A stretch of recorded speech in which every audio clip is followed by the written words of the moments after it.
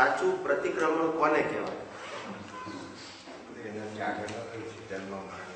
જન્મ મરણના ચક્કરમાંથી છૂટવા શું કરવું જોઈએ? જપ તપ ઉપવાસથી છૂટાય? જન્મ મરણથી છૂટવા માટે જ્ઞાન. હું કોણ છું એ જાણવું પડે, અને આ જગત કયા આધારે ચાલે છે જાણવું પડે. આ જાણ્યું તો છૂટી શકે. જેમાંથી ફસાયા છે એ પેલું જાણવું પડે, અને આપણે શું છીએ એ જાણવું પડે. આ બે વસ્તુ ના જાણો તો છૂટાય નહીં. તપ જપથી પુણ્ય બંધાય. શું બંધાય? મુક્તિ ના મળે. કોઈ પણ તપ કરો, જપ કરો, ત્યાગ કરો, કોઈ પણ શુભ ક્રિયા કરો તો મુક્તિ મળે. શું મળે? મુક્તિ મળે. અરે પુણ્ય બંધાય. એટલે હું કોણ છું જાણવું પડે, અને આ જગત કયા આધારે ચાલે છે આ બે વસ્તુ જાણીએ તો મુક્તિનો માર્ગ આપણો સરળ. સાચું પ્રતિક્રમણ કોને કહેવાય? સાચું પ્રતિક્રમણ તો આપણી દ્રષ્ટિ બદલાઈ ગઈ હોવી જોઈએ. શું છે? કોઈ પણ ખોટું કાર્ય કરવામાં જે કાર્ય કરી રહ્યું છે એની અંદર જે આપણે બિલીફ લઈને આવ્યા હોય એ બિલીફમાં આજે બિલીફ બદલાઈ ગઈ. શું હોવું જોઈએ? આજે આપણને લાગવું જોઈએ કે ના આવું ના હોવું જોઈએ, ભલે આવું થઈ રહ્યું છે. ઉદય કર્મ મારો સ્પષ્ટ અભિપ્રાય છે, સ્પષ્ટ મંતવ્ય છે, શપથ મત છે કે આવું હોવું જોઈએ. એટલે આપણે જે થઈ રહ્યું એમાં સિગ્નેચર ના હોવું જોઈએ. શું ના હોવું જોઈએ? સિગ્નેચર. એ પહેલું પ્રતિક્રમણ એટલે કન્ફેશન. કન્ફેશનનો મતલબ થાય કે આપણે સ્વીકાર કે ભાઈ આ વસ્તુ જે ખોટી છે તો ખોટી છે, ભલે ઉદય કર્મને આધીન છે પણ તેથી સાચી છે એવું સાબિત થતું નથી. ખોટી હોય તો લોકસંજ્ઞા પ્રમાણે ખોટી હોય તો ખોટી જ કહેવાય. પણ એ ખોટી છે એવી એટલે કે આ વસ્તુ બરાબર નથી એવું લક્ષમાં અંદર હોવું જોઈએ. આ પહેલું પ્રતિક્રમણ. અને પછી જે વ્યક્તિને આપણા નિમિત્તે દુઃખ થયું હોય એના શુદ્ધાત્માને યાદ કરીને કરવું તે પ્રતિક્રમણ. અને છેલ્લે નિશ્ચય કરવો. તો જો કે આવું ન હોવું ઘટે એમાં આવી ગયું આલોચના પ્રતિક્રમણ પ્રત્યાખ્યાન કરીને સ્વામી ત્યારે ઓન ધ સ્પોટ આ બધું કરવું જોઈએ કે પછી રાત્રે કરીએ તો ચાલે? ઓન ધ સ્પોટ થાય તો સારું કહેવાય. ઓન ધ સ્પોટ એટલે કે પ્રસંગ પતી ગયા પછી ના યાદ આવે કદાચ પરેશાન નહીં આધારે તો ભલે પછી આવે. રાતે કરીએ તો વાંધો નહીં. પહેલાના પ્રસંગ આપણે જોવાના ના, ડે ટુ ડે થી આગળ બહુ વધવાનું નહીં. બસ ત્યાં પાછળનો કોઈ પ્રસંગ યાદ આવે તો પ્રતિક્રમણ કરવાનું, પાછળ જવાનું નહીં. શું કીધું? પાછળનું કોઈ સંજોગ આપણને યાદ આવે કે જેમાં આપણી ભૂલ હતી એવો સંજોગ યાદ આવે તો એનું પ્રતિક્રમણ કરી લેવાનું. આપણે પોતે પાછળ જવાનું નહીં, ખોદવાનું. 48 મિનિટની સામાયિક કેવી રીતે કરવી, તેનાથી શું ફાયદો થાય અને તે કોણ કરી શકે? આ 48 મિનિટની સામાયિક છે ને એ શું છે કે એક કુદરતી બંધારણ છે. કેવળ જ્ઞાન થવા માટે બી 48 મિનિટ પોતાના સ્વરૂપની જાગૃતિ સતત રહે તો કેવળ જ્ઞાન થાય. એટલે 48 મિનિટ આવું કુદરતી બંધારણ છે. આપણે ખોળે મુક્ત પુરુષે તો આ બંધારણને રિયલાઇઝ કરીને આપણને શેર કર્યું છે. એ બંધારણના ઘડવૈયા નથી, કુદરતી જે માળખું છે એ કુદરતી માળખાની અંદર છે. એવી એક અવસ્થા છે કે 48 મિનિટ કોઈ પણ વ્યક્તિ કોઈ પણ વસ્તુમાં કોન્સન્ટ્રેટ થાય તો તમને રિઝલ્ટ મળે. એટલે આ સામાયિકની અંદર 48 મિનિટ બેસી અને આપણે કોઈ પણ પ્રકારની માનો કે શક્તિ માગવાની હોય કે ક્ષમા માગવી હોય અથવા તો આ વિજ્ઞાન સમજવું હોય તો એની અંદર કોન્સન્ટ્રેટ કરો તમે 48 મિનિટ તો તમને એનું રિઝલ્ટ મળવા મળે. ત્યારે થોડા સમય માટે હોય તો રિઝલ્ટ ના મળે. એટલા માટે આ 48 મિનિટ છે. એટલે કુદરતી રચનામાં આવે છે. શેમાં આવે છે? કુદરતી. મેડ નથી.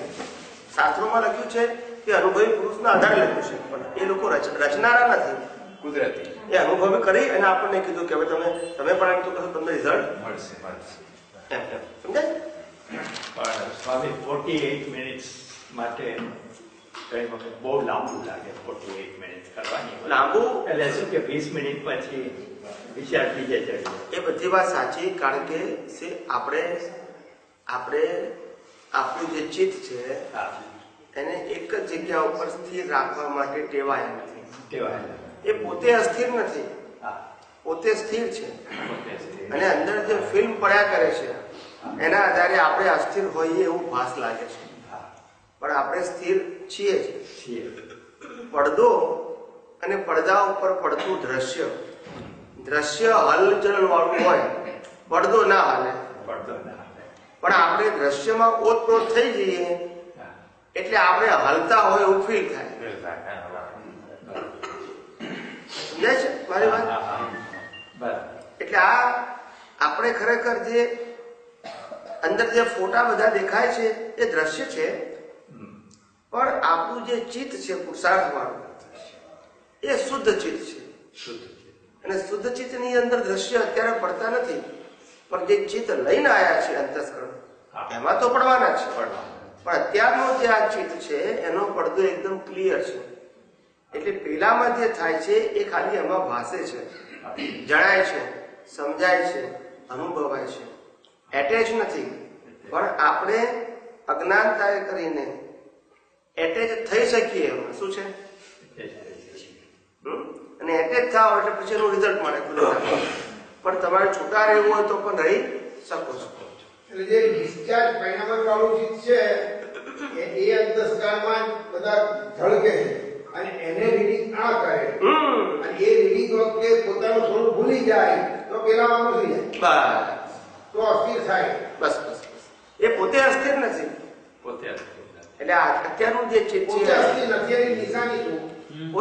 પોતે અસ્થિર હોય તો પેલું જે પ્રતિબિંબ પડે છે એ પ્રતિબિંબને આઈડેન્ટિફાય ના કરી શકે. પણ કેટલીક વાર એને ખબર નથી હોતી કે શું થઈ ગયું, પારમાં ક્રિયા કઈ ઘટિત થઈ ગઈ, એને ખ્યાલ ના જાય છે તો એ અસ્થિરતાને કારણે છે.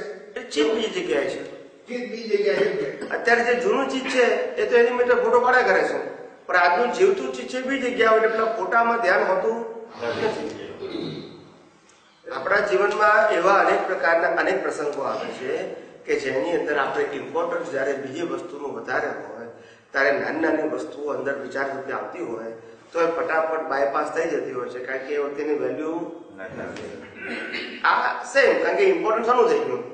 એવી રીતે જ્યારે તમે સામાયિકમાં બેઠા હોય ત્યારે તમારું ચિત્ત એક વસ્તુના ઇમ્પોર્ટન્સમાં હોય તો બીજી બધી વસ્તુઓ આવે ખરી પડતા હોય, પણ તમારું તો આ ચિત્ત જાય નહીં, કારણ કે તમારું ઇમ્પોર્ટન્સ અહીંયા છે ને. પણ જો તમારું ઇમ્પોર્ટન્સ ત્યાંથી બદલાય તો પછી પેલામાં ચિત્ત જાય. અને એ ઇમ્પોર્ટન્સ જાગૃતિ ઉપર આધારિત છે. શું છે? આ મિકેનિકલ પ્રક્રિયા નથી, આ અવેરનેસની પ્રક્રિયા છે. એટલે અવેરનેસ હોય તો જ તમે રહી શકો, પણ અવેરનેસ ના હોય અને તમે મિકેનિકલ જાગૃત હો 10 મિનિટ પછી જતું રહે તો પણ તમને ખબર ના પડે, કારણ કે તમે તમારી જાગૃતિ ખાલી ક્રિયામાં છે, કઈ ઘટિત થઈ છૂટામાં નથી. શું કીધું? હું અત્યારે શુદ્ધાત્મા છું, શુદ્ધાત્મા છું, શુદ્ધાત્મા છું. સિમંદર સ્વામી મને દેખાતા હોય, કુદરત દેખાતા હોય. આ પ્રક્રિયા જે છે આખી એ પ્રક્રિયા મિકેનિકલ છે, પણ મારી જાગૃતિ છે મિકેનિકલ ના હોવું જોઈએ. જાગૃતિ હોય તો જેવું શુદ્ધાત્મા શુદ્ધાત્મા બોલતો બંધ થાય તરત મને ખબર પડે, જેવું દ્રશ્ય બદલાય તરત મને ખબર પડે. પણ જો હું મિકેનિકલ કરતો હોઉં તો દ્રશ્ય બદલાય, મારી વાણી પણ બદલાય. તોય હું મિકેનિકલ કરતો હોઉં એટલે અત્યારે આ દ્રશ્ય દેખાય પછી બીજું દ્રશ્ય દેખાય તો મને ફેર ના પડે, એટલે અવેરનેસ નથી. શું નથી? અવેરનેસ એટલે કઈ પણ ફેર પડે તમને ખબર પડે ના પડે, જાગૃતિ હોય શું. અવેરનેસ એટલે થોડો છૂટો છે એને રમવું જોઈએ. ના ના, છૂટો છે એ તો કોમન અવેરનેસ છે, પણ આ જે અંદર ચિત્તમાં જે દ્રશ્યો દેખાય છે અથવા તો જે વાણી બોલાય છે, ખ્યાલ આવે ને, અથવા તો અંદર જે નિશ્ચય થાય છે અથવા તો ભાવ થાય છે, આ બધી જે પ્રક્રિયા ચાલી રહી છે શું છે? એમાં મારી અવેરનેસ હોય તો મને ચાલતી દેખાય, પણ જો મારી અવેરનેસ ના હોય તો એ દ્રશ્ય ચાલે હું ચાલવા માંડું. હું અવેર નથી. હું શું છું? અવેરનો મતલબ જોનારો. એક વસ્તુ ધ્યાન રાખવું કે તમે પોતે મારો કે ઓન ધ રોડ કોઈ ફ્લેટ ઉપર તમે ફ્લેટની બાલ્કનીમાં તમે ઊભા છો અને રોડને જોયા કરો છો તો રોડ ઉપરથી ઘણું બધું પસાર થાય, સ્કૂટર, ગાડી, આ તે બધું પસાર થાય, પણ તમારે લેવા દેવા નથી હોતી અને તમે એને રીડ પણ નોંધ પણ નથી કરતા, જસ્ટ બાયપાસ. પણ કોઈ વ્યક્તિ તમારી જાણીતી હોય અથવા તો કોઈ કારમાં તમને રસ હોય ને પસાર થાય તો થોડું એટેચમેન્ટ થાય પાછું, નહીં તો ઇટ્સ નોર્મલ. પણ નોર્મલ પ્રક્રિયા જે ચાલી રહી છે કારણ કે તમારી અવેરનેસ અત્યારે એમાં નથી. અવેરનેસ છે પણ એમાં નથી એટલે પેલું બાયપાસ થઈ જાય. કશાકમાં અવેરનેસ સેટ થઈ જાય તો પાછું જો એટલે એમાં સ્ટક થઈ જાય. એ સ્ટક ના થવું એ આપણી જાગૃતિ છે. શું છે? સ્ટક ના થયું હા, દ્રશ્યો આવે ને જાય, વિચારો આવે ને જાય, સંજોગો આવે ને જાય. હું જોનારો અને જાણનારો છું, એ આવન જાવન વાળો નથી. દ્રશ્ય અને દ્રષ્ટિ, હંમેશા દ્રષ્ટિ જે છે એ દ્રષ્ટિ જો સ્થિર હોય શું થાય? દ્રષ્ટિ સ્થિર હોય તો આ જે દ્રશ્ય છે એ એમાં ઝળકે, અને દ્રષ્ટિ સ્થિર ના હોય તો જે દ્રશ્ય છે એમાં એટેચ થઈ જાય. શું થઈ જાય? સમજાય છે? દ્રષ્ટિ સ્થિર ના હોવી એટલે કે એ દ્રષ્ટિ જે છે એ જે દ્રશ્ય આવ્યું એ દ્રશ્યની અંદર કોઈ ઇમ્પોર્ટન્ટ વસ્તુ હોય, રાગ અથવા દ્વેષથી એમાં એટેચ થઈ ગયું છે એટલે છૂટું ના રહી શકે. પણ રાગ દ્વેષ વાળું દ્રશ્ય પસાર થતું હોય અને તમારી જાગૃતિ હોય તો તમે સ્થિર રહી શકો. એટલું બોલે દ્રશ્ય આવે ને જાય, એમ વિચારો આવે ને જાય. તમને અસર ક્યારે થાય છે? એટેચ થયા વગર અસર થાય જ નહીં ને.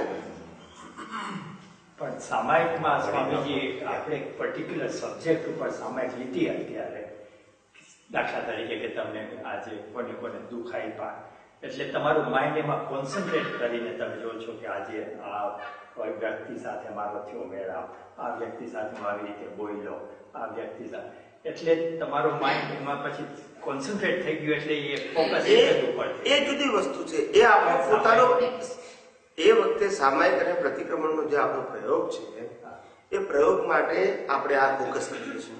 હા, ખ્યાલ આવી ગયો? બરાબર. એટલે આપણી જાગૃતિનો આ સામાયિક પ્રતિક્રમણમાં ઉપયોગ કરીએ છીએ. શું કરીએ છીએ? બરાબર સમજ્યા? જાગૃતિ છે એનો ઉપયોગ શું કરીએ છીએ કે દિવસ દરમિયાન થયેલા દોષો ને જોવાના અને ધોવાના. જોવું એને સામાયિક કહેવાય અને ધોવું એને પ્રતિક્રમણ કહેવાય. સમજાય છે? એ આપણી જાગૃતિમાં જે નક્કી કર્યું છે એને જ આપણે ફોલો કરીએ છીએ. એટલે એ જે એકાગ્રતા રહે છે એ નુકસાન કરતા નથી. પણ જે સંજોગો આવીને જતા હોય જેની સાથે આપણે ખરેખર એ સંજોગો આપણા જે આપણું જે ડેસ્ટિનેશન છે એને લાયક કે સહાયક નથી, એવી વસ્તુ ઉપર બાયપાસ થતી હોય ઉદય કર્મને આધીન, તો આપણે ત્યાં આગળ ખાલી જાગૃતિમાં સેપરેટ રહેવાનું છે, ત્યાં કશું કરવાનું નથી. એટલે ઓટોમેટિક એ સ્વભાવથી બાયપાસ થશે. શું છે? આપણે બાયપાસ કરવાનું નથી, થયા જ કરશે. જૂનું જાય પાછું નવું દ્રશ્ય આવે, જૂનું જાય નવું દ્રશ્ય આવે, એમ ચાલ્યા જ કરે. આપણે એટેચ થઈએ તો આપણે જવાબદાર થઈએ. એટલે ત્યાં આગળ આપણો પ્રયોગ શું છે કે આવેલા દ્રશ્ય સાથે એટેચ થવું નહીં. જયારે સામાયિક પ્રતિક્રમણ તમારે જોવાનું છે એ તમારો પ્રયોગ છે. શું છે? સમજાય છે? પછી આપણે આ 9 કલમ બોલતા હોય ત્યારે વાંચીને બોલવાની, તેમાં આપણે એટેચ થવાનું છે કારણ કે ભાવ કરવાના છે. શું છે? માત્ર વાંચવાનું નથી, પછી ભાવ કે ભાઈ આ જે હું બોલું છું એનો જે મિનિંગ થાય એ મિનિંગના મારા ભાવ છે. એટલે મીન્સ આવું રૂપકમાં આવું, એટલે એટેચ થઈને બોલવાનું છે. સમજાય છે? એટલે પ્રયોગ ઉપર ડિપેન્ડ છે. એમાં સ્વામીજી એક આપણે સામાયિકમાં એમ પણ આપણે કરી શકીએ ને કે આજે બની ગયું એમાં હું સિદ્ધાંતો ક્યાં મેં આમાં વાપર્યાની કે બરાબર છે, એ પણ ઇમ્પોર્ટન્ટ છે. એનાથી તમને આ બધી વસ્તુઓ સમજાશે. આ તમે ટ્રાન્ઝેક્શન વાઇઝ જે આ કરવા જાઓ છો પ્રયોગ એટલે ફેલ થાવ છો. પણ સિદ્ધાંતો ઉપરથી જોઈને કરીએ બધા કેટલા બધા પ્રશ્નોનું સમાધાન એક કે બે સિદ્ધાંતો યથાર્થ સમજાય તો આપણા જીવનના હજારો પ્રશ્નોનું સમાધાન એમાં મળી જાય, તમને એમાંથી મળી જાય. એટલે એ સિદ્ધાંત જ તમને આપે. બસ એ જ સામાયિકમાં કરીએ કે આ બની ગયું આજે તો એમાં હું સિદ્ધાંતોમાં મારું ક્યાં મેં સિદ્ધાંતો એપ્લાય ના કરી. બસ જોવાય ને જોવાય. કુદરતના જે કાનૂન છે, નેચરલ લો છે, એ હું ક્યાં કઈ રીતે ચૂકી ગયો છું બસ એ રીતે જોવાનું. જોવા. ઉકલે છે તો પરિણામ સ્વરૂપે. એમાં સિદ્ધાંતથી જોવાનું ક્યાં ચૂકી ગયો? હા. મેં ઘરની બહાર નીકળ્યો, ઉઠીને તરત ચાલવા ગયો, એક મહાત્મા મળ્યા, મેં એને કીધું જય સચ્ચિદાનંદ. પછી મને અંદર વિચાર આવ્યો કે આ મહાત્મા તો ગઈકાલે એની સાથે ઝઘડતા હતા, આમ કરતા હતા, તેમ કરતા હતા. આવા વિચાર પણ અંદર આવ્યા. ભાઈ તરત મને જ્ઞાનનો ઉપયોગ કર્યો કે આ વિચાર એ પરને પરાધીન છે, એ ભાઈ વર્ત્યા કે પણ પરને પરાધીન છે, એનાથી સર્વથા મુક્ત શુદ્ધાત્મા છું. આવું છોટું પડ્યું તો પછી મારો પ્રસાદ. આપણે બંધ ચાલુ નથી કરવાનું, સેપરેટ. વિચાર આવ્યો તે પણ પરિણામ, પેલા ભાઈ વર્ત્યા હતા તે પણ પરિણામ. આવું રહ્યું, મને પરિણામ એવું રહ્યું, એ મારો પ્રસાદ. અને પરિણામ છે એવું ના રહ્યું તો એ મારી આ જાગૃતિ, એને પ્રમાદ કીધું એટલે એમાં એટેચ થઈ ગયો. કેવું સમજાય છે? જેમ જેમ આ સંજોગો આવશે ને એમાં જ્ઞાન ઉપયોગ તો કરવાનો છે આપણે, દ્રષ્ટિથી. શેનાથી? એટલે કોઈ પણ વ્યક્તિને કરતા ન દેખાય એ ખાસ જોવાનું છે. એ વ્યક્તિ સાચું કરે છે કે ખોટું કરે છે, સારું કરે છે કે ખરાબ કરે છે, મારે દ્રષ્ટિથી એને કરતા જોવો નથી. એ મારો પુરુષાર્થ છે. એ શું કરે છે એ મારો પુરુષાર્થ નથી. કયા આધારે થાય છે? સિદ્ધાંત કયા આધારે થાય છે આપણને ખબર હોય કે આ કયા આધારે કરે છે? તો કે વ્યવસ્થિતને આધારે, એના ઉદય કર્મને આધીન કરે છે, કર્મના ફળ સ્વરૂપે આ કરે છે.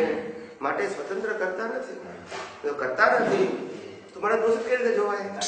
અને એને હું દોષિત જોઉં છું, એ મારી ભૂલ છે કે એની ભૂલ છે? સમજાય છે? ચોરી કરનાર જે ગુનેગાર છે તે ઉદય કર્મને આધીન છે. હું ચોરી કરનારને ચોર તરીકે જોઉં છું, એટલે કે ચોરી કરનાર તરીકે જોઉં છું, એ મારી દ્રષ્ટિની ભૂલ છે. સમજાય છે?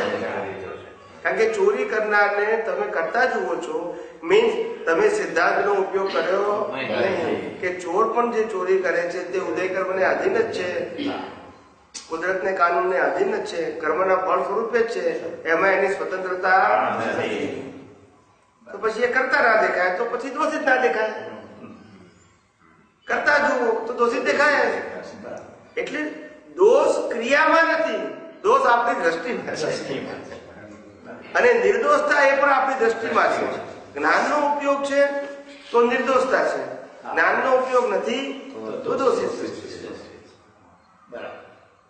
સમજાય? અને અકર્તા એટલે જોયું એટલે એના શુદ્ધાત્મા એ જ્ઞાનનો ઉપયોગ કહેવાય. હા, કારણ કે આપણે અત્યારે કહીએ છીએ કે પ્રકૃતિ અકર્તા છે એટલે એને કરતા ના જોયું. એટલે શુદ્ધાત્મા તો કરતા છે જ નહીં. હા, એટલે શુદ્ધાત્મા જોઈ લીધું એમ જ કહેવાય ને આપણે. હા, તો કહેવાય પ્રકૃતિ તમે અકર્તા જોઈ. કારણ કે અત્યારે ઘણી વખત આપણે કહીએ છીએ કે બધામાં શુદ્ધાત્મા જો.